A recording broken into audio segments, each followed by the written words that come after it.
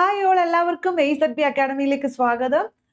എല്ലാവർക്കും അറിയാലോ, ഇവിടെ RRB സെക്ഷൻ കൺട്രോളിന്റെ നോട്ടിഫിക്കേഷൻ വന്നിട്ടുണ്ട്. സോ ഒരുപാട് പേർക്ക് ഡൗട്ട് ഉണ്ട്, ഇത് ആർക്കാണ് അപ്ലൈ ചെയ്യാൻ പറ്റുക? അപ്പൊ റെയിൽവേ അല്ലേ, അപ്പൊ എന്താണ് ക്വാളിഫിക്കേഷൻ? സോ ആ വക സംശയങ്ങളെല്ലാം സോൾവ് ചെയ്യാൻ വേണ്ടിയിട്ടാണ് ഇന്നത്തെ ഈ വീഡിയോ. അപ്പോ ഇതിന്റെ ഓപ്പണിംഗ് ഡേറ്റ് നമ്മൾ ഓൾറെഡി ഒരു വീഡിയോയിൽ പറഞ്ഞതാണ്. ജൂലൈ 15 ഇത് സ്റ്റാർട്ട് ചെയ്യാൻ പോകുന്നത്. ജൂലൈ 15, അതായത് ഇന്നലെ എന്ത് ചെയ്തു, ഓൾറെഡി ജൂലൈ 15 സ്റ്റാർട്ട് ചെയ്തു. ക്ലോസിംഗ് എന്ന് പറയുന്നത് ഓഗസ്റ്റ് 14 വരെ നമുക്കിത് അപ്ലൈ ചെയ്യാം. ഓഗസ്റ്റ് 14 വരെ നമുക്കിത് അപ്ലൈ ചെയ്യാം. ഫീയും കാര്യങ്ങളും പേയ്മെന്റും എല്ലാം നമ്മൾ ഓൾറെഡി ഈ കാര്യങ്ങൾ പറഞ്ഞതാണ്. സോ സെക്ഷൻ കൺട്രോളിന്റെ എല്ലാവരും തന്നെ എന്ത് ചെയ്യുക, അപ്ലൈ ചെയ്ത് തുടങ്ങുക. 2-3 വെയിറ്റ് ചെയ്തിട്ട് ഒരു 3-4 ദിവസം കഴിഞ്ഞിട്ട് എന്ത് ചെയ്യുക, അപ്ലൈ ചെയ്ത് തുടങ്ങുക. ഓക്കെ, ഓഗസ്റ്റ് 14 വരെ വെയിറ്റ് ചെയ്തിരിക്കല്ലേ?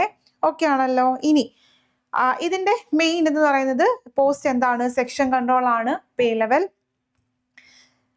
6 ആണ്. ഓക്കെ, പേ ലെവൽ 6 ആണ്. അതായത് 35,400 എന്ന് പറഞ്ഞാലും നമ്മുടെ ഇൻ ഹാൻഡ് ഒരു 50 എന്ത് ചെയ്യും, ഇതിന് കിട്ടുന്നതായിരിക്കും. ആൻഡ് ഓൾസോ മെഡിക്കൽ സ്റ്റാൻഡേർഡ് കൂടെ നോക്കണം. റെയിൽവേയുടെ എല്ലാം തന്നെ മെഡിക്കൽ സ്റ്റാൻഡേർഡുള്ള പോസ്റ്റുകളാണ്.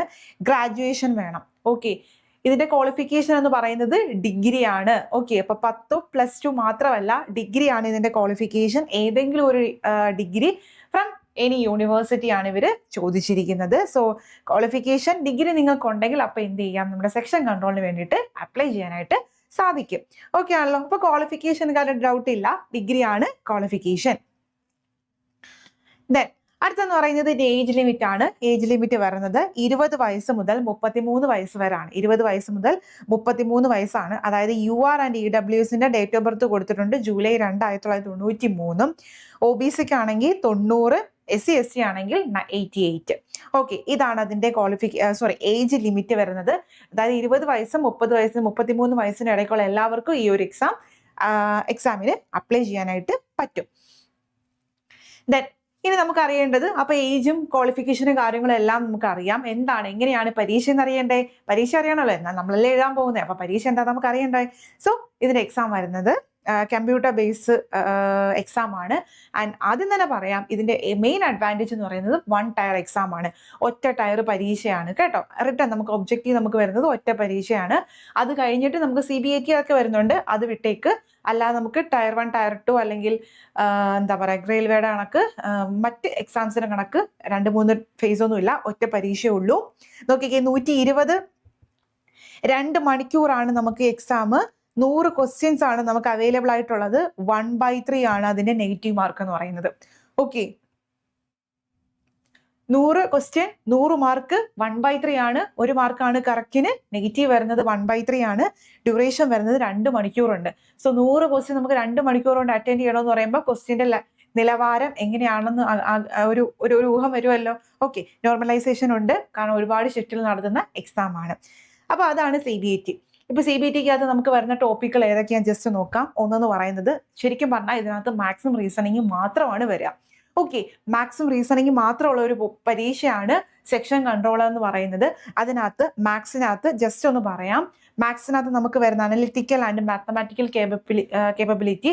അതിലെ മാത്സിന്റെ ടോപ്പിക്കുകൾ എന്ന് പറയാൻ number system, ratio, average, percentage, profit and loss, time, speed, distance, power and work.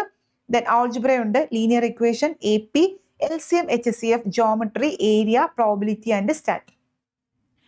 സ്റ്റാറ്റിന്റെ ഒക്കെ ബേസിക് ലെവൽ ക്വസ്റ്റ്യൻസ് മാത്രമേ ഉള്ളൂ കേട്ടോ. സോ അതായത് നമ്മളൊരു സെൻട്രൽ ഗവൺമെന്റ് എക്സാമിന് വേണ്ടി എന്തൊക്കെ കാര്യങ്ങൾ നമ്മൾ പഠിക്കുന്നു അതെല്ലാം തന്നെ ഇതിനകത്ത് ഉണ്ട്.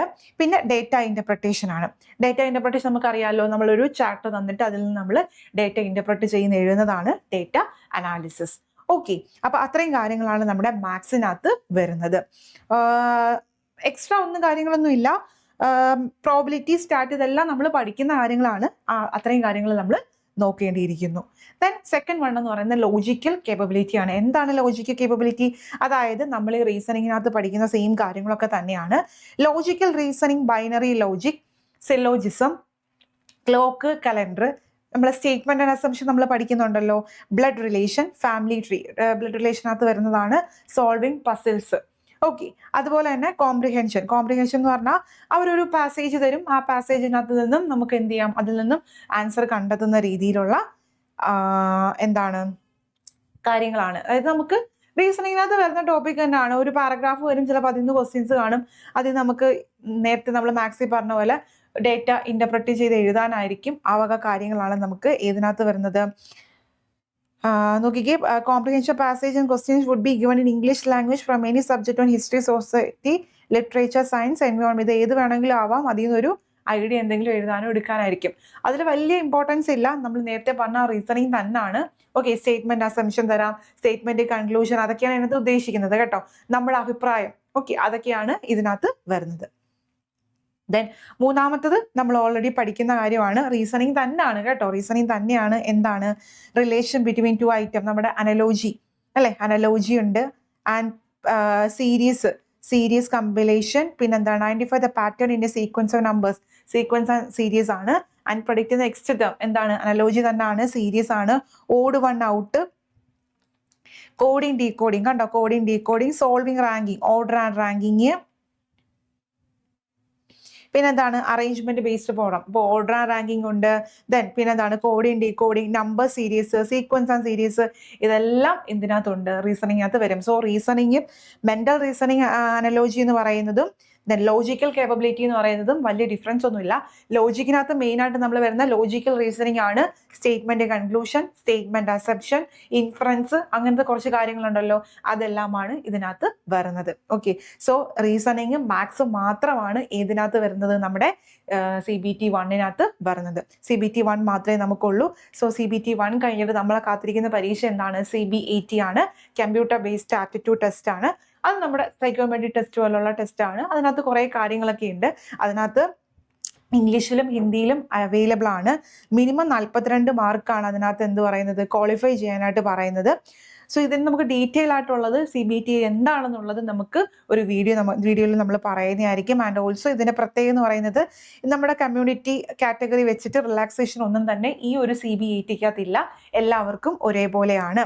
Okay, then candidate will have to qualify in each of the test batteries of CBAT for considering them the post of section controller. അതായത് ക്വാളിഫൈ ചെയ്യണം, എല്ലാ ഇതിനകത്തും ക്വാളിഫൈ ചെയ്യണം. ആൻഡ് നെഗറ്റീവ് മാർക്ക് CBATക്കകത്തില്ല. ഫൈനൽ സെലക്ഷൻ എന്ന് പറയുന്നത് 70% weightage for the marks CBT, 30% weightage for the mark in CBAT.